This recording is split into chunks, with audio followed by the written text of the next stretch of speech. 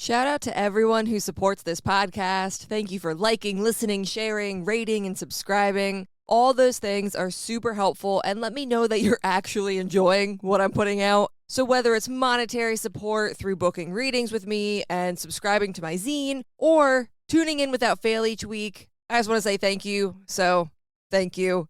There's definitely something to be grateful for this week. So let's get into this week's forecast to find out what it is.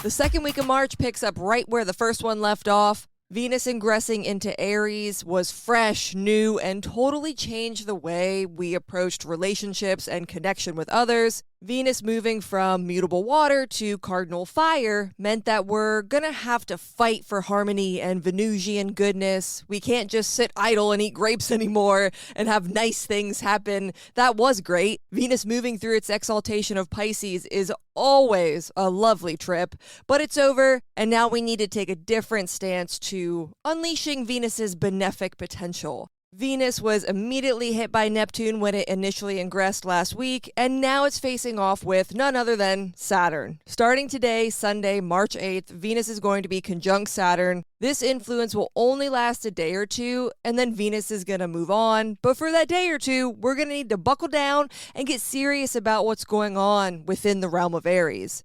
Venus is both a love and a money planet, so it can be either of those things, maybe even a mix of those things, but you're really going to want to look at where Aries rules to get the gist of what Venus is speaking to. If Aries is in your 7th house, then you know it's going to be highly relationship or even business contract driven. If Aries is your 10th house, then it's likely going to be much more about career, major life decisions, or accomplishments. Let's do a less obvious one. If it's, let's say, in the 9th house, then it's going to be more focused on your outlooks and philosophies surrounding love and money. I'm not going to do them all here. That's what my zine is for, but you get the point. The realm of Aries is a place where we're needing to really think about what's brewing, what's going on, how we need to stand up for ourselves, and what assertive action we need to take in order to get the goodness out of the situation. This conjunction with Saturn is going to inform the beginning half of the week, so make some time and space to really sit with what's going on in this area of your life. Think about any new developments that have come up or hardships that you need to tackle in this area. They likely won't be super hard or anything crazy, but there is something happening in the realm of Aries that requires a little extra attention or deliberation. We need to stand our ground and remain firm because this is Aries, but also need to keep collaboration and harmony in mind because it's Venus. It won't be a cut and dry kind of thing. So again, give yourself some time to ruminate and think and come up with the best way to approach whatever it is that you're facing right now within this area of life. This won't be the last that we have to deliberate this, trust me. But we should take advantage of Venus's goodness and try to instill some benefic energy into the endeavor. Be open to reassessing both finances and relationships, business and personal, in a way that creates more long-term growth, long-term stability, and just know that you might have to make a decision that has long-term consequences.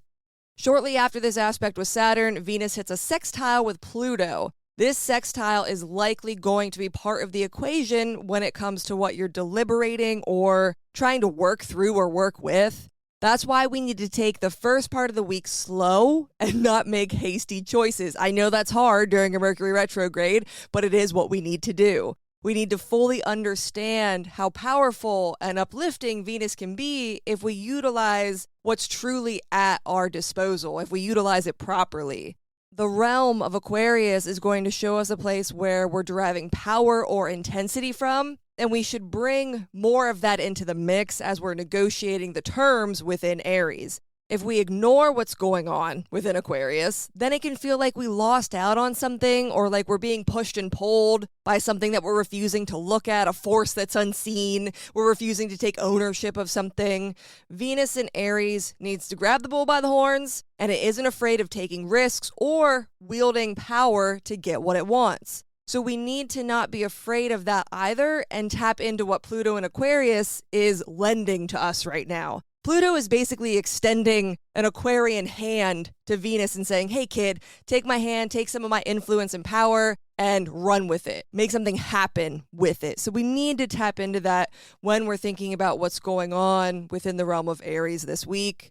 Venus in Aries is a major force this week, obviously, but it's not the only one. On Tuesday, March 10th, Jupiter stations direct. This is super exciting because Jupiter has been retrograde since November, and we haven't gotten to see the full power of Jupiter in its exaltation just quite yet. If you have been around since the summer, then you'll remember me just shitting on Jupiter in Cancer, saying how it's nothing but growing pains and we haven't gotten anything good yet. Well, with it stationing direct and Saturn being nowhere near making an aspect to it, Jupiter can finally start raining down some heavy beneficence. I do want you to remember that growing pains are real. I know I was kind of saying that in jest, but I was also saying that to be real because it's a real thing. The growing pains are real, and this transit is about stretching our beliefs, stretching our dreams, and pushing the edges of emotional expansion. We're making room for something big and new and different within the realm of Cancer, but we have to open our hearts to it in order to make space for it, in order for it to take place. So give Jupiter time to warm up before looking for anything crazy to happen. There's going to be a trine with Mercury and Jupiter earlier in the week that's in play both while it's retrograde and when it stations direct, but obviously Mercury is still going to be retrograde the whole time. This is a reminder that we still have our sea legs. We need to take it slow and steady as Jupiter wakes up and as Mercury continues to rework the realm of Pisces. The ruler of Mercury's retrograde will have station direct this week because it's Jupiter, so there will be some improvement and progress made, but again, baby steps until we're a little less wobbly. The beginning of the week is where all the action is, honestly, which is why it's even more important to go slow and be deliberate with what you're implementing, changing, or trying to dream up.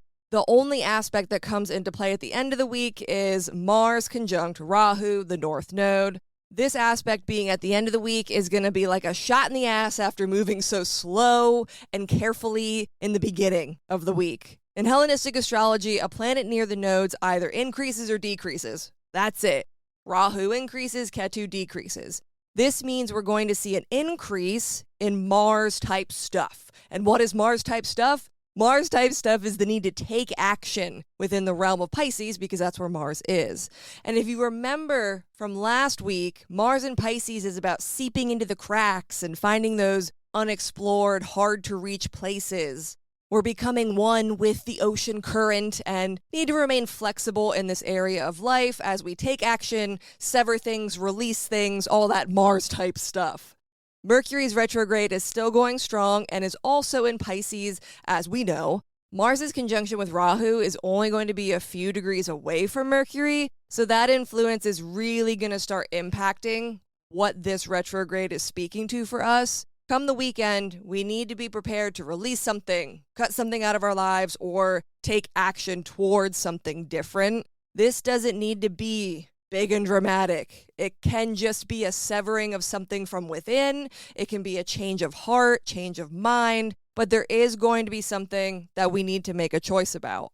We need to feel our feelings and not mince our words. We can no longer operate the same as we have been in this area of life, and Mars is primed to help us spiritually and emotionally let go of something that is, at this point, honestly, impeding our progress.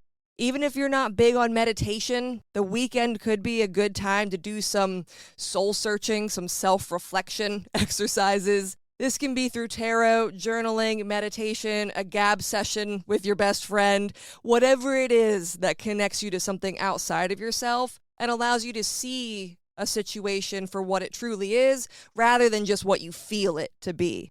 Both the malefics and the benefics are having moments this week. Jupiter is stationing direct, and Venus is pushing us to get real about something. Saturn is also part of that get real moment, and Mars is cutting something away and making space for Jupiter's growth to take hold. Because Mars is currently Jupiter ruled as well, so the underlying agenda of Mars's conjunction with Rahu is to clear house and make room for whatever it is that Jupiter has planned in the future. You may have an inkling as to what that might be already, but if you're still confused and you have no idea, if you're completely in the dark about how Jupiter's boons are coming to life, just stay patient and let it regain planetary speed and focus more about clearing out the realm of Pisces and making space in that area of life for something to eventually come to life. Even though we don't have an eclipse or anything super crazy this week, we still have our work cut out for us. Remember to move slowly and make time for deep consideration this week, and also be ready to rearrange something in your life, to let go of something, to change your mind about something in life, so that a bigger blessing can come your way in the coming months. Thank you for tuning into this week's forecast. If you want a more detailed look at what this week's astro weather holds for you personally, go to my website, moonmattersastrology.com, and sign up to receive my zine. You can also find me on Patreon by searching for Moon Matters. The best way to keep up to date with my work or to book a reading with me is to sign up for my mailing list on my website. I'll meet you back here next week, but until next time, later days.